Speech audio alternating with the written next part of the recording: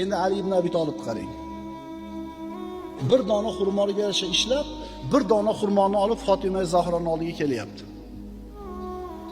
Yo'lda birov Alloh uchun bir narsa bering deyapti. Allohning nomini o'rtaga qo'ygan uchun Ali roziyallohu anhu berdi. Chunki ishonchi aniqda Alloh uchun bersa qaytishi. Alloh uchun berilgan narsa albatta qaytishligiga ishonchi komil. Biz ham iymonimiz komil, lekin bitta ona bo'lsa bermaslikda, to'g'rimi? Ikkita bo'lsa ham mayli, bittasini berib, bittasini olib qolardik. Bir dona ya. Yana qaytarib o'taman, yarim kilo bo'lganda mayli ikkitasini berish oson. Bir donani olib berdi. Uyga qaytib keldi, onorsiz.